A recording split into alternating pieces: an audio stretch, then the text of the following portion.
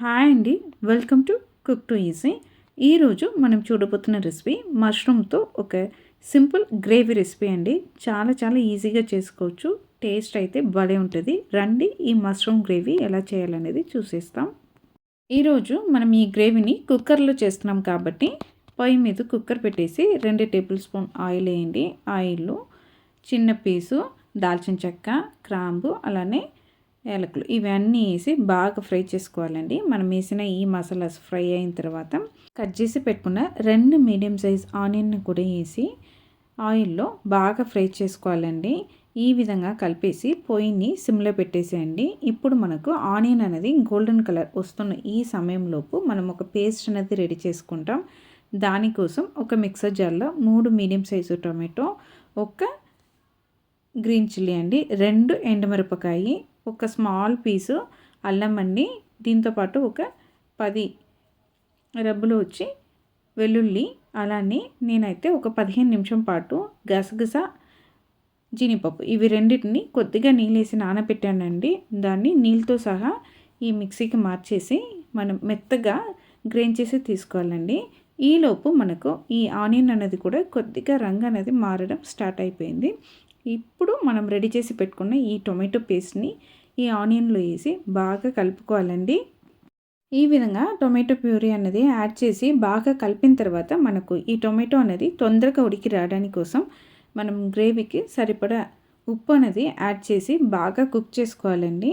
ఈ ప్రాసెస్ అన్నీ సిమ్లో పెట్టి జరగాలి. అప్పుడే మనకు గ్రేవీ అనేది బాగా టేస్టీగా కుదురుతుందండి.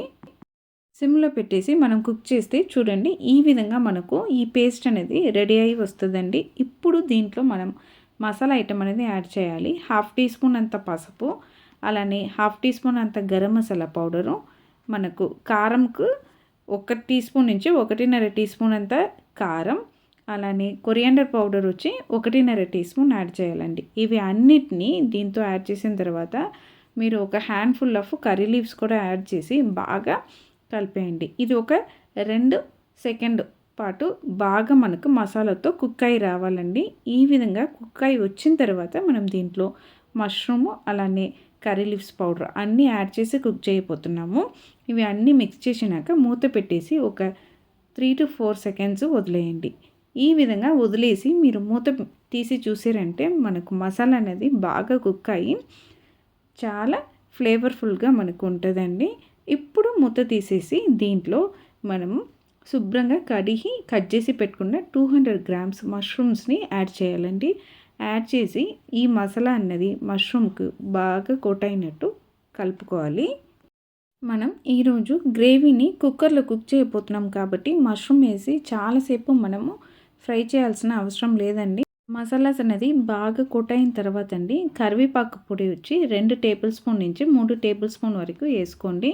ఉట్టిగా కరివేపాకుని మనం కడిగేసి ఫ్యాన్ కింద ఆరబెట్టేసి పౌడర్గా రెడీ చేసి పెట్టుకోవాలండి.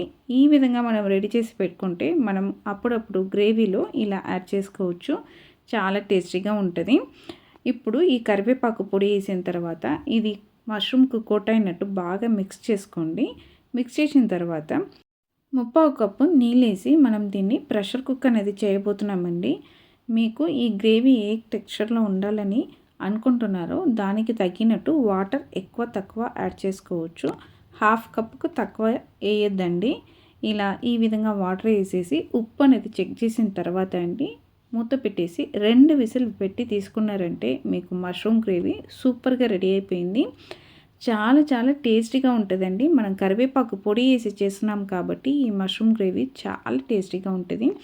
ఈ గ్రేవీ టిఫిన్కు, అన్నంకు, అలానే మనము బగారా రైస్ అన్నట్టు చేసినప్పుడు సైడ్ డిష్గా కూడా పెట్టుకొని తినవచ్చు. చాలా టేస్టీగా ఉంటుంది. మష్రూమ్ అయితే బాగా ఉడికింది. మీకు గ్రేవీ అనేది చాలా చిక్కగా కావాలని అనుకున్నారంటే 1/2 కప్పు వాటర్ వేసారంటే సరిపోతుందండి.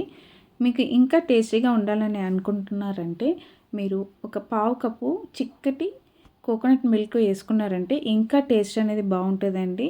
అంతే, చాలా సూపర్గా ఇంట్లో ఉన్న కొన్ని సామాన్తో ఈ సింపుల్ మష్రూమ్ గ్రేవీ అనేది రెడీ అయిపోయింది. మీరు కూడా ఖచ్చితంగా ఈ కొలతలతో ఒక్కసారి ఈ మష్రూమ్ గ్రేవీ రెసిపీని ట్రై చేసి చూడండి, టేస్ట్ చేసి చూడండి. మీరు ఖచ్చితంగా ఇష్టపడతారండి.